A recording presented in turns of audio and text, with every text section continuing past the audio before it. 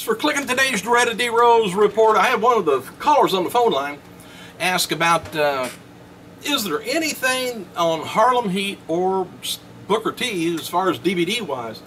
Only thing I found is a shoot interview that was done with Harlem Heat with High Spots, and I think that was getting sold on eBay for around $18. But I found some other matches and things that let's say none of them's WWE's put out yet. Sure, they're going to be putting out a box set sometime soon. Fairly sure. They're kind of slow on that one. I'm sure Booker T is asked.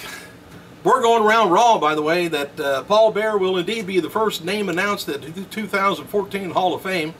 And it's said that Bearer is pretty much a lock for next year. And there's also talk at WWE headquarters about whether or not Undertaker should do the induction, which I would think he should, but Taker's never appeared at the Hall of Fame to keep in character, but there's a feeling that he should do the honors for Bear for obvious reasons. Another name brought up for Bear's induction is Michael P.S. Hayes, which that goes back to the old Percy Pringle days.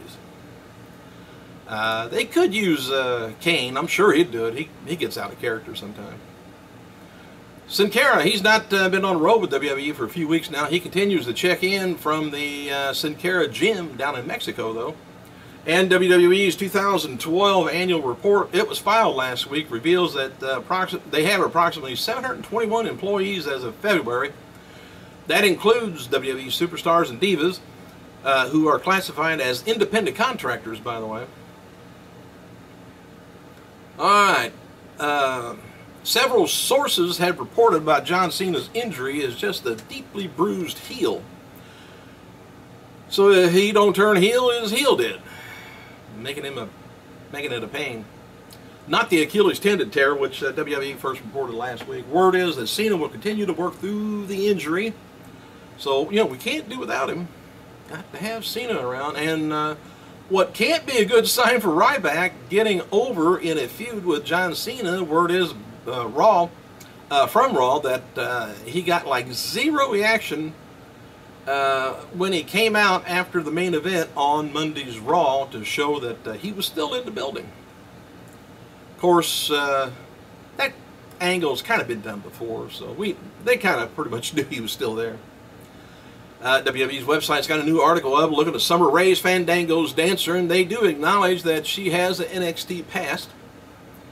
There were a lot of teary-eyed people backstage at Raw's Monday show during the John Cena Make-A-Wish segment, which who can blame them?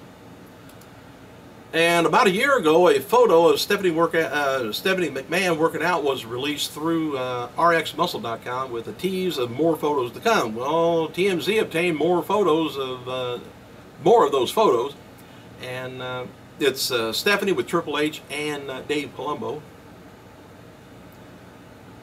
CM Punk, he was in attendance at the Blackhawk Chicago hockey game last night. Didn't hear whether he was with Lita or not. Honky Tonk Man notes on Twitter that under his new WWE Legends deal, he can no longer do interviews. Honky notes that he controls all media, or they control all media that he does now. You got a $sign for it, Honky. Don't complain. I don't think he is, but. And former WWE star and WCW star Perry Saturn, he was back down in the developmental last week, helping out talent. He says, just getting home from a great week at NXT. Every time I'm there, I'm blown away by everyone's improvement. And the final rating for Monday's Raw was a 3.1. So advertisers can pretty much bet that they're going to get X amount of people watching their ads on WWE because the ratings really don't move very much. All right, in a dark match after last night's SmackDown taping in Detroit, we saw, well, we didn't get to see, they got to see Randy Orton and Sheamus defeat Big Show and Mark Henry. Henry took on RKO and Bro kicked to end the match. There was no Saturday morning tapings last night in Detroit. Nope, maybe they know something we don't. Steve Austin has wrapped filming for his new season of Redneck Island in Mexico. He tweeted, just completed my duties here on Redneck Island. Had a damn blast, he said. Someone just won $100,000. He says it's tequila time. At at the WWE's Night of Champions, wasn't last night, last year maybe. It's going to be taking place at the September 15th Joel Louis Arena in Detroit, Michigan. Pre-sale is underway and password is champion. On Thursday, WWE saw the 2013 first quarter results before the opening of the market, and Vince and senior manager of WWE will host a conference call beginning at 11 a.m. Don't know whether that's good or bad. And WWE taped the following matches in Detroit to air on Wednesday's main event, or tonight. Gabriel taking on Slater, and Antonio taking on Kofi Kingston for the title. And in a dark match before the taping in Detroit, saw NXT star Bo Dallas defeat Kurt Hawkins. Alright, Fandango, he's began using the flatliner as one of his finishing moves, so he won't have to risk his long-term health doing the top rope drop, leg drop every night. Boy, you end up on your spine a few times all year. Got to play havoc on it. WWE officials are looking back on the idea of having Ziggler, AJ Lee, and Langston all hold titles at the same time. They did that a long time ago with somebody. I don't remember who now. And at Raw, there was talk that the person who sent the mystery gift to WWE Diva Champion Caitlyn was going to end up being Langston. There's also talk at Raw that Langston will be going after the U.S. title against Kofi Kingston. And Undertaker appears to have been written off of TV for the foreseeable future, I guess, after being destroyed by the Shield on last Friday's SmackDown.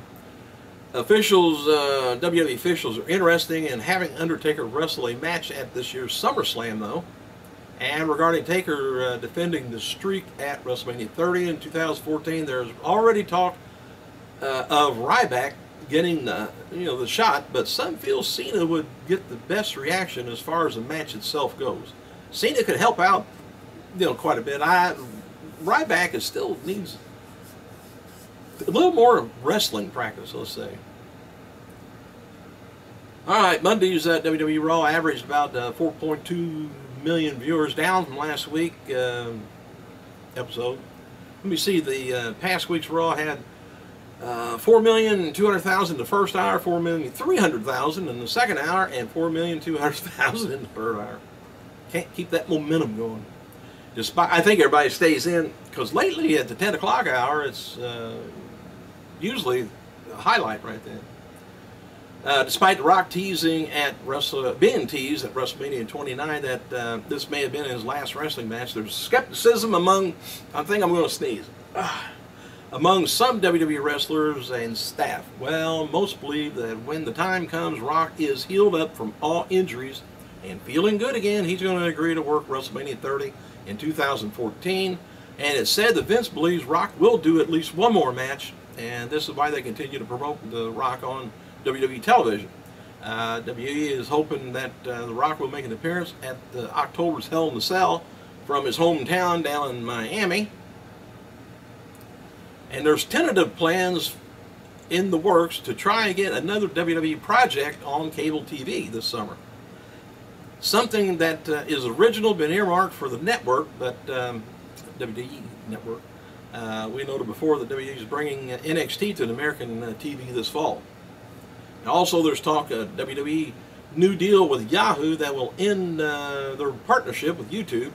It's expected that Hulu will keep airing Raw, SmackDown Superstars, and NXT replays. WWE's new deal with Yahoo lends a lot more talk, I guess, at Raw and Monday night, that the network is nowhere ready.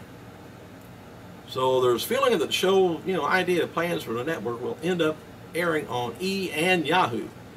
My idea, now I'm just a little silly guy here sitting.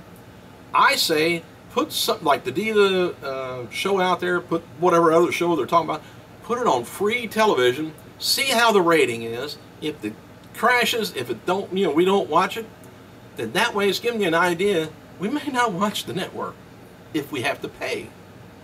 So get your feet in the water, see how it is. Put it out there for free and we'll let you know. Because it may be some goofy stuff. The original plans for the WWE Diva reality show is to have a full cast made up of Diva recruits from a recent Diva search camp that was done in Los Angeles. And the only two potential Divas made it to the WWE, so they had to fill in the rest of the spots with the current Divas. They didn't get too good a turn. They had a big turnout, and not good people, I guess, for the show. Regarding the show, sources say at E! Cameras just happened to be there at WrestleMania 29 when the Bella Twins, Cameron and Naomi, were informed that their 6-person tag match with Brodus Clay, Tensai, and Rhodes and Damon Sandow wasn't going to take place. So we get a little reaction now of that. This now led to the speculation the match was never planned for the pay-per-view in the first place. It was just to work to get some good footage for the show when it goes on the E! Network. So we got maybe duped. Ain't gonna be the first time, not gonna be the last. Hey, thanks for clicking, you guys. I gotta go.